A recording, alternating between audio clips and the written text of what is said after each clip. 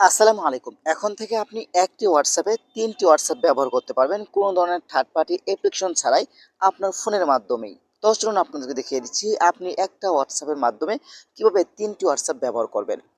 তার আগে আমাদের পেজটি ফলো করে রাখুন আর ভিডিওটি সেভ করে রাখুন, যে কোনো সময় আপনার কাজে আসবে।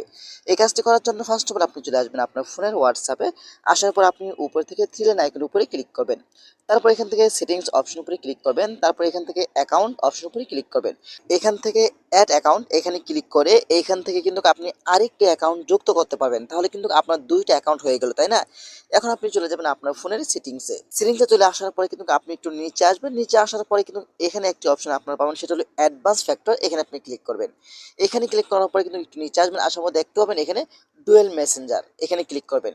এখানে ক্লিক করে এখান থেকে এটা আপনি অন করে দিবেন। বাস দেখেন এখন কিন্তু এখানে আমার আরেকটি হোয়াটসঅ্যাপ অ্যাকাউন্ট যুক্ত হয়ে গেছে, তাই না? ২ টা। এভাবেই কিন্তু আপনি ৩ টি হোয়াটসঅ্যাপ ব্যবহার করতে পারবেন। তো আশা করি ভিডিওটা শেয়ার করে দিবেন এবং আমাদের পেজটি ফলো করতে পারেন। ধন্যবাদ সবাইকে। আসসালামু আলাইকুম।